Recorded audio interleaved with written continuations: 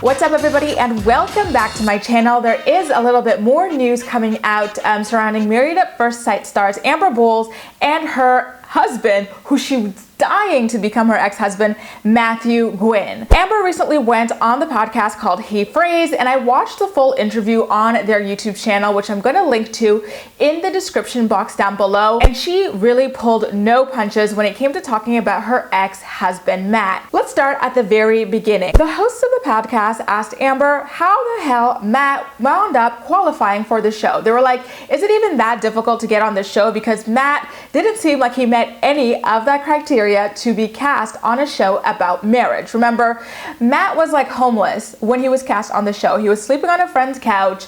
Like, he didn't seem to be someone who even valued relationships, period. So everybody was wondering how the heck he could have made it through the screening process. And so Amber decided to detail what it was like. She claimed that the screening process to get on the show was super duper intense, with every contestant having to answer questions about money, love, sex, family, children, you name it. And she said these were not simple like yes or no, like casual 1 or 2 sentence questions. Like, each specific question about like finances, your ideas of love and dynamics, sex, children, family structure, each question had to be responded to with like an essay, individually. She also said that there were people who came over to their houses and went through like every nook and cranny. Yes, that includes their underwear drawer, to try and determine what type of people they actually were like outside of the questionnaires that they filled out about themselves. A lot of viewers of the show wondered if Amber ever got the opportunity to confront producers about setting her up with Matt, and she said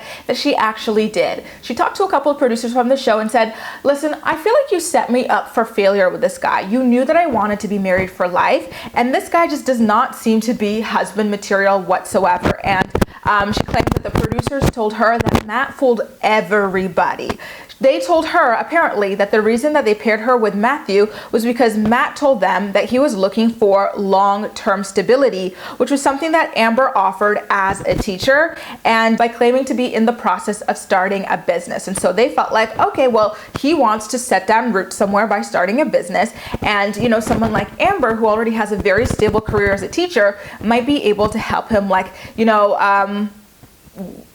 navigate the waters over there, and that they would be a good match for that reason. And then, we knew that she was a sporty person, so that could connect with his background in basketball. But unfortunately, it seems like all of that was a lie. And Amber actually went as far as to call Matt a, quote, narcissistic sociopath, which, I feel like is a fair armchair diagnosis on her part, because he was, just all sorts of off. Even though the show portrayed her as wanting to jump Matt's bones 24/7, she said that could not have been further from the truth. It was only whenever she was drinking, which was not that often, and that they didn't even actually sleep with each other on their honeymoon. And as far as when the two of them actually got married, Amber says that the show has them do their weddings and then go to the courthouse the next morning, like first thing. And then the juicy conversation kind of devolved into talking about Matt's looks. I was like, you know what? I totally get that Amber is extremely hurt by the emotional abuse that he put her through, but she's got a very respectable career as a teacher,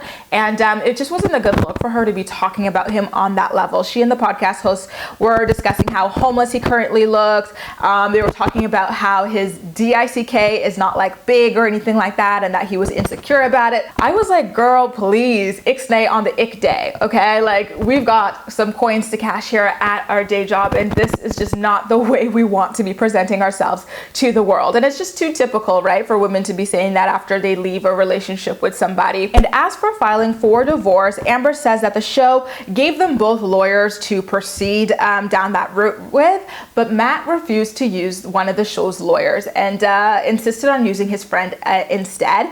But the funny thing is that his friend is not even actually a lawyer. His friend only went to law school, but has not passed the bar and become a lawyer quite yet. So they have not done anything in terms of paperwork. So Amber is going to be moving forward with the divorce without Matt's signature. She is expecting for the divorce to be finalized in July, which is when she will be throwing a divorce party. For anybody wondering why Matt, who very obviously did not want to be married in the first place, refused to sign the divorce papers, Amber's best guess is that she feels like he is refusing to do all of that out of spite and laziness. I don't know why he spites her in the first place, because the whole reason why their marriage didn't work out was because of him. So what reason does he have to be upset with her? I personally think it's just laziness and just being dumb. And when it comes to Amber's dating life, she is doing just fine. In fact, she's been in a relationship for the past 8 months now with a guy who is so awesome and emotionally available, according to her. And he is black as well. She and the podcast host, one of them, her name was Sierra, who's married to a white guy.